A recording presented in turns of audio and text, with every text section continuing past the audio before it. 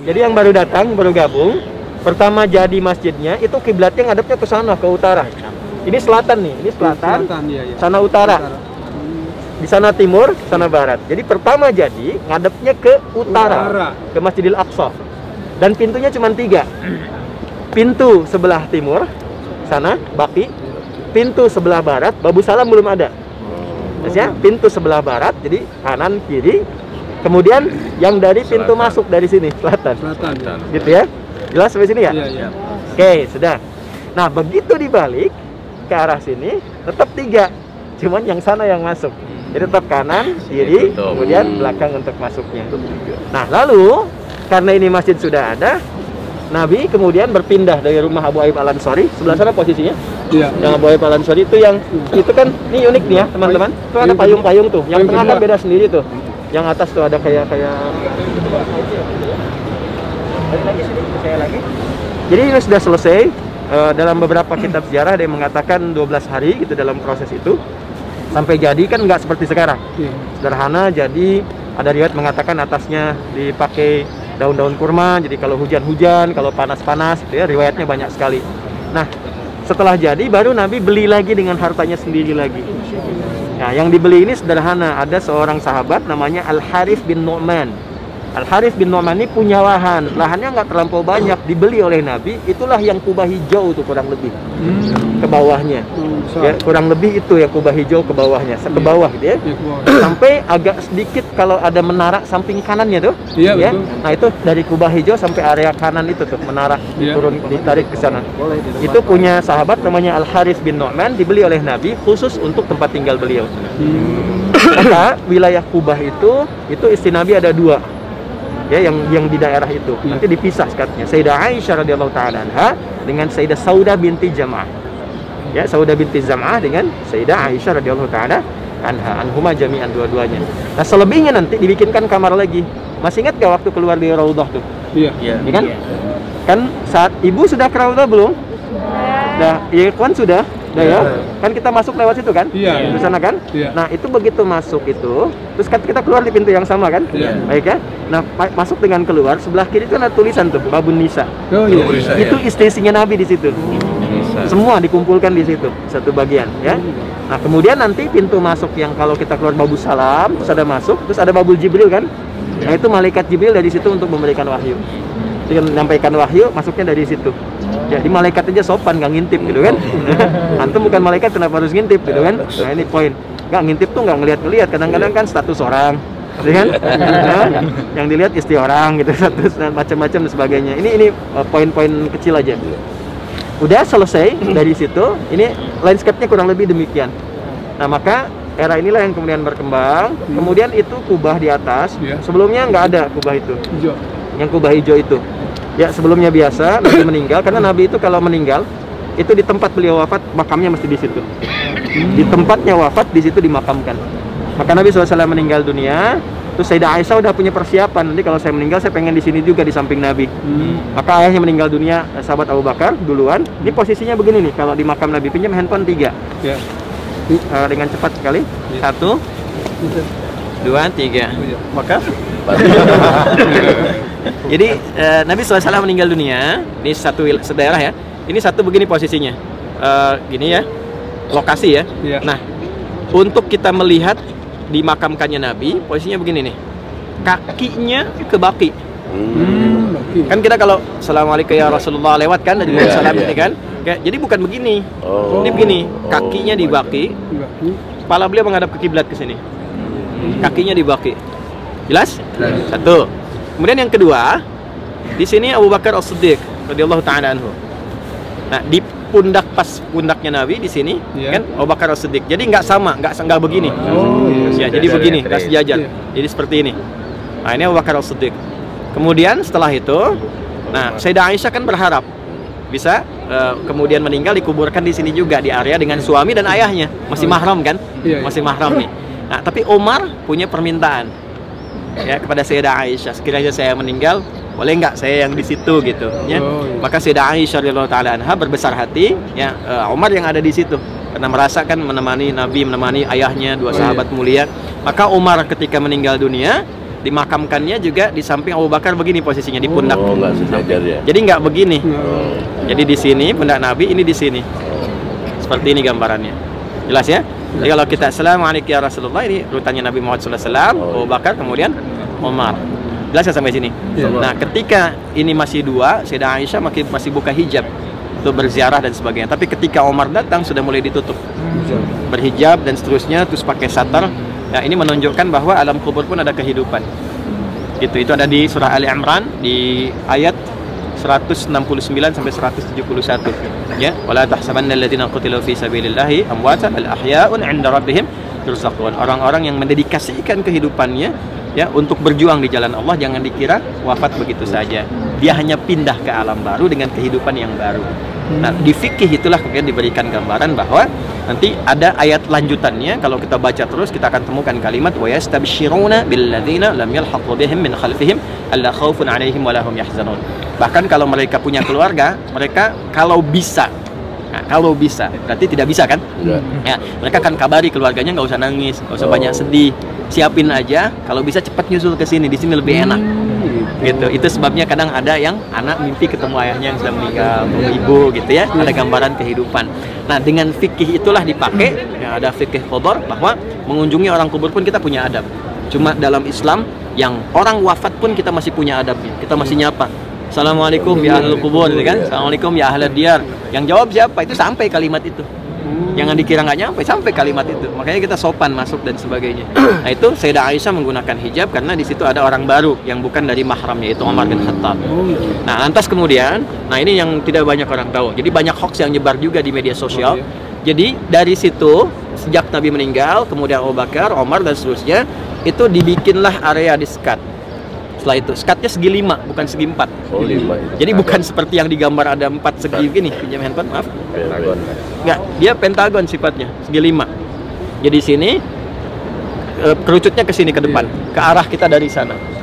Ya, ini penting sekali diketahui. Kenapa? Karena ulama dari dulu mempertimbangkan jangan sampai bentuk kuburnya mirip Ka'bah.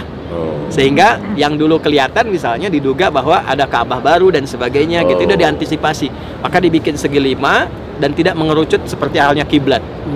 Ya, lalu tembok pertama, kemudian setelah itu ditembok lagi yang kedua. Nah, tembok pertama dan kedua nggak ada jendela, nggak ada pintu, nggak ada pun dikunci, nggak ada yang masuk. Jadi hoax kalau ada orang membuka kemudian di sini kubur Nabi dibuka, itu pasti hoax, 100% hoax. Karena dari dulu nggak pernah dibuka dan nggak pernah ada orang masuk ke situ. Jadi di sini ada 3, perimeternya 3. Tembok pertama, tembok kedua, baru yang ketiga. Nah, yang kita temukan sekarang ini yang ketiga, yang ditutup ringnya itu yang bagian akhir itu yang ketiga. Jadi kalaupun itu ada pintu dibuka misalnya, itu kamuflase aja, ada dinding lagi semua. Bukan makamnya Nabi itu. Jelas ya? Nah, ini penting sekali karena ini turunan sejarahnya. Saya punya sketsa sampai ke dalamnya itu, ya. Jadi teman-teman sekalian, ini gambarannya, ya. Kemudian setelah itu banyak kisah yang menyertai itu semua, tapi intinya ini bagian-bagiannya. Nanti kalau misalnya ke dalam itu bisa lebih spesifik. Ini yang siapa, ini si fulan di mana, Ali tinggalnya di mana, gitu kan? Sayyidah Fatimah di mana, Nabi kalau tahajud di tiang yang mana, gitu. Cuman karena peak season seperti ini dan banyak, petugas di dalam pun sudah mengkondisikan kalau masuk, gitu ya. Jadi kita mengikuti aja, masuk ke dalam untuk raudhah, ibadah, nikmati, karena semuanya itu adalah tempat-tempat yang terbaik. Ya, tempat-tempat terbaik. Jadi kalau udah wilayah raudhah itu semua titiknya. Nah, raudhah itu kan kita taunya cuman antara kamar Nabi sampai mimbar kan? Orang kan nariknya begini aja, tapi orang nggak narik belakangnya. Belakangnya sampai mana gitu? Ya. Nah, disinilah kemudian ada 3 versi. Versi pertama 22 kali 15. 22 kali 15. Jadi 15 itu adalah lebar ke sini, ya, panjang 22 ke sini. Ya, ada yang mengatakan ya 22 ke sininya, 15 itu ke belakangnya gitu ya. Kemudian ada yang berpendapat 26 kali 15, bukan 22. Tapi dalam mazhab Maliki justru yang disekat sampai ke masjid awal, yang belakangnya itu raudhah kalau ditarik sampai ke sini. Itu mazhab Maliki. Makanya Nabi cuman bikin daerah ini, tarik garis ke belakangnya aja tanpa batas gitu, sampai di arah masjid itu. Sama persis dengan multazam. Jadi di sana ada multazam, area tersekat, di sini ada raudhah. Ya, jadi kalau kita nggak dapat misalnya harus mepet ke mihrab, harus mepet nggak, tarik aja garis lurus. Nggak dapat di situ sholat di tempat kita sholat, minta. Jelas ya? Nah, ini kan ilmu itu penting. Kalau nggak ada ilmu, orang masih duduk udah digeser, Jadi dorong cuman pengen ke depan, bahkan tidak diketahui bahwa tempat yang dia pijak pun sesungguhnya bagian dari Allah. Jelas sampai sini? Jelas. Oke, kalau jelas, sekarang gantian, buka dulu. Buka. Sudah? Paham nggak? Insyaallah. Paham ya? Nah, buka aja, buka sampai kelihatan, buka terus ya. Oke. Nah, sekarang yang kamera turunkan dulu supaya saya bisa nunjuknya jelas. Oke ya. Nah, tahan sebentar. Buka dulu karena saya mau jalan. Belakang nggak usah ikut.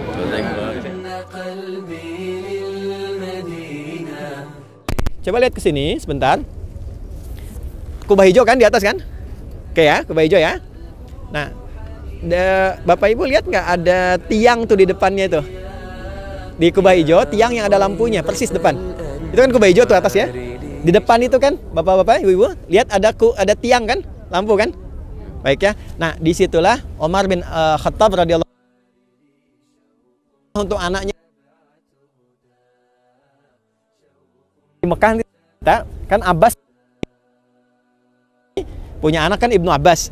Ibnu Abbas itu kan selalu dari kecil tuh disimpan di hadanahnya Nabi, di tempat-tempat pelataran Nabi, sehingga cinta, terus dia belajar pada Nabi SAW. Jadi pas Nabi meninggal, usianya masih 13 tahun, dia sudah hafal 2000 hadis. Nah, dalam perjalanan itu, Umar melihat, Umar tuh jenius. Umar melihat, ini jangan hanya Abbas, anak saya pun mesti. Jadi kalau Abbas tuh menyimpan anaknya di majlisnya Nabi, maka Umar bikinkan rumah tepat di depan rumah Nabi.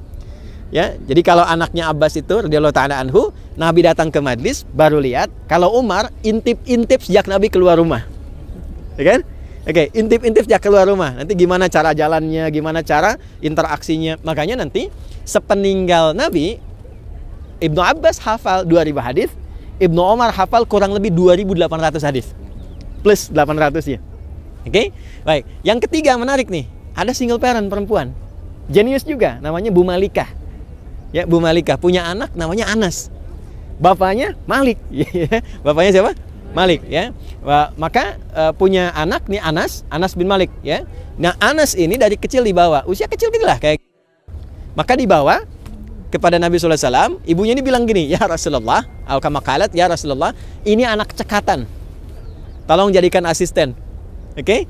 Dan beliau tahu nggak mungkin Nabi itu memperlakukan anak kecil sebagai pembantu, ya kan? Maka masuklah ke rumah Nabi. Jadi Umar mendapatkan lewat anaknya melebihi anaknya Abbas. Ibu Malikah ini mendapatkan melebihi anaknya Abbas dan anaknya Umar. Ya, karena Abbas di tempat majlis Nabi, anak Umar di depan rumah Nabi, anaknya Malikah radhiyallahu taala anha masuk ke rumah Nabi. Jadi dia jadi asisten Nabi selama 20 tahun sampai Nabi meninggal. Dan pertamanya enggak? Ketika ditanya, apa kesan Anda ketika menjadi asisten Nabi? Kata Anas itu, kesan saya adalah Nabi, kalau saya mau katakan bertemu dengan Nabi, saya keduluan kalimat oleh Nabi. Oh, kamakala. Apa kata Nabi? Anas, mada akhdumuka. Anas, apa yang bisa saya bantu? Kayak enggak? Jadi Nabi tahu nih anak masuk ini buat belajar. Nah, fikih itu yang dipakai oleh para ulama-ulama setelahnya. Jadi kalau pengen dapat ilmu, mereka berkhidmat pada ulama. Saya juga demikian dulu. Saya masuk dengan para masyayikh tuh, saya bawain tasnya, bawa apa gitu. Dan itu dipakai dari dulu juga. Bukan untuk khidmatnya kemanusiaan, bukan. Untuk dapat ilmunya. Karena ulama itu bahkan terlihat dari bicara, ada akhlaknya, ada adabnya, ada ilmu. Semua ilmu. Dekat dengan orang baik, dapat kebaikan. Dekat dengan tukang minyak wangi, dapat parfum. Ya kan? Ya kan? Dapat baunya. Dekat dengan ulama, dapat ilmu dan akhlaknya. Dekat dengan Nabi, dapat semuanya. Dan dapat doanya. Di antara doanya, Anas didoakan umurnya panjang, keluarganya berkah, banyak anaknya, kaya hidupnya. Dan masuk surga. Masuk surga ya. Oke, ini landscape-nya kurang lebih seperti itu. Ya, sekarang geser sini, buka yang sedikit. Buka terus sampai sana.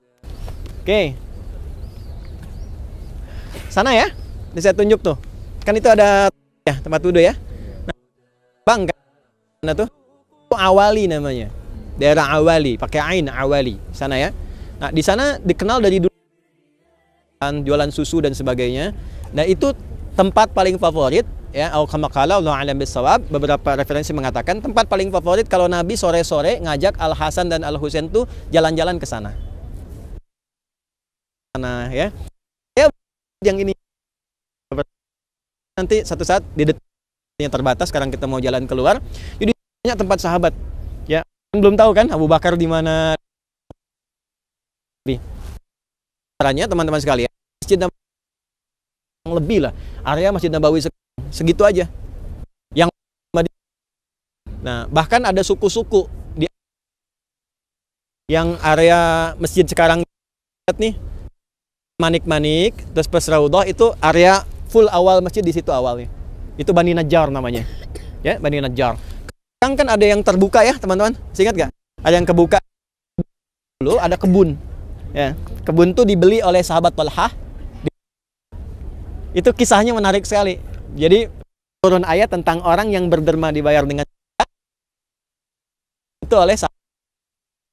Ya, itu kan itu. Bisa nggak tuh kita punya level kayak seperti itu? Ayat jangan mencela, langsung kita katakan saya nggak akan mencela. Dan akan berbaktilah pada ayah ibumu, saya siap berbakti. Nah, dulu orang-orang begitu. Makanya dilukiskan dalam ayat Quran itu indah sekali. Sami'na wa ata'na. Kami dengar langsung kami taati. Ya, sekarang sami'na wa nanyaina. Kami dengar, kami klarifikasi dulu gitu. Kami tanyain kan. Nah, itu poin. Jadi sampai sini masih ingat pintunya ada berapa tadi? 3. Jadi awal Masjid An-Nabawi 3 pintu. Oke, terus berkembang Abu Bakar meninggal, Umar meninggal, Umar mulai melakukan renovasi, beberapa pintu mulai bertambah. Mulai dibikin Babu Salam dari ini juga wakaf nanti di masa Umayyah ya, kemudian sampai Abbasiyah, sampai singkatnya Raja Fahad, berkembang sampai sekarang jadi 41 pintu. Kurang lebih ada 41 pintu. Tambahan terakhir itu yang pintu imam yang pas di depan sana. Saya sudah pernah masuk situ. Jadi kalau jenazah imam masuknya dari situ, pintu yang kecil tuh masuk. Jadi kalau masuk situ lurus, nanti area kebuka, sebelah kiri nanti para imam. Imam tuh murojaah juga. Jadi sebelum ngimamin mereka baca Quran setoran sama syekh yang paling seniornya. Sekarang yang paling senior Syekh Ali Huzaifi yang imamin tadi subuh. Jadi para imam Masjid Nabawi itu mereka tuh ada Maktab Riasatul Haram. Nah, di situ ada petugas-petugasnya. Kemudian teman-teman sekalian, udah itu landscape-nya demikian. Di sana ada Baqi Al-Qarqad. Nah, kemudian ke sebelah sana nanti para sahabat yang belajar dengan Nabi datang, bukan yang warga lokal. Ya, contoh ada orang luar yang pengen khusus ngaji sama Nabi. Inilah awalnya beasiswa Nabi berikan kepada para pembelajar. Nabi itu punya murid-murid khusus dari luar. Ada Abu Hurairah, bukan orang sini, orang Persia. Oke? Ada Salman Al-Farisi, maka di tempatnya disebut Suffah namanya. Suffah. Dari sini muncul Ahlus Suffah. Sifatnya disebut dengan Sufi. Nah, Sufi itu artinya bukan yang pergi ke gua, bukan. Orang yang berusaha membersihkan hatinya dengan mendekat kepada Allah, dia belajar dengan ritual, belajar yang benar, belajar syariat, belajar ilmu. Ya, jadi orang ketika bersih hatinya, bicaranya baik, jujur, orangnya baik, bersih keadaan hatinya, sofiatul qalbi. Sifatnya disebut dengan sufi. Itu asalnya. Jadi bukan ritual-ritual tertentu, bukan, ya. Itu Ahlus Suffah. Ahlus Suffah itu persis di, kalau ke sini berarti arah sana di Kang Kubah yang hijau. Jelas ya? Itu bawahannya. Dan di sana ada Masjid Bilal. Kita mutar, nanti kita di luar ini kita akan berputar insyaallah melewati area sampai ke Baqi dan seterusnya. Nah, yang terakhir, hadap sini, semua. Itu di belakang menara itu kan ada alat tuh ya, naik itu ya. Itu keren ya. Yang terakhir sebelum saya tutup, sesi ini nggak ada pertanyaan karena kita mau siap-siap untuk kembali. Kalau teman-teman jeli di area Raudhah, kemudian ada area masjid yang lama, ada manik-manik lampu. Lihat dari luar yang terbuka itu, ya, itu ada kaligrafi kan yang dipasang, oke ya. Nah, itu posisi dia diletakkan namanya di situ posisi awal domisilinya. Misal nanti ada Bakar, Umar, Utsman, Ali, Al Hasan, Al Husain, Abdurrahman bin Auf dan seterusnya, ya. Itu sahabat-sahabat yang dipajang. Baik ya, itu gambaran-gambaran sahabat yang dipajang. Itu sebetulnya ada edukasinya karena di situ menerangkan sejarah lingkar itu. Jelas sampai sini?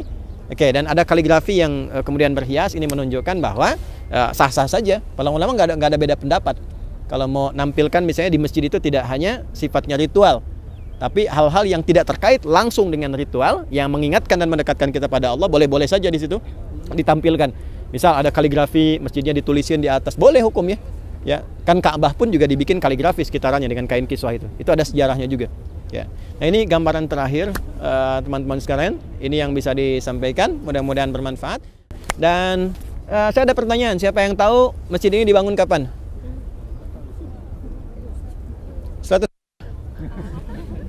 500 serius $1.000 waktu ini oke, dibangunnya mau pakai Masehi atau pakai Hijriah? Oke, masih ada Hijriah. Hijriahnya dulu ya. Dibangunnya tahun 1 Hijriah ketika mulai datang di bulannya Rabiul Awal. Jadi persis tahun kelahiran Nabi. Ya, maaf, bulan kelahiran Nabi.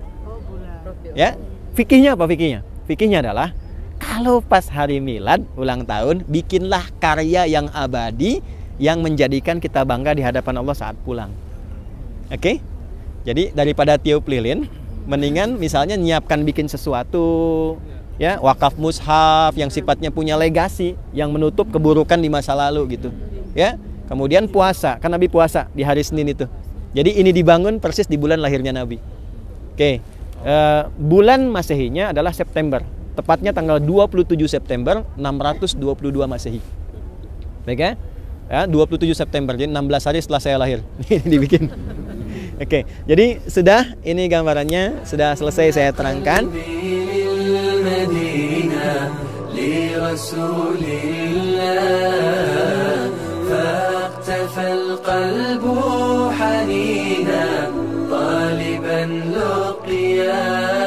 يا طيبة الأنوار لي شوق تبعت هداه يا طيبة الأنوار لي شوق تبعت هداه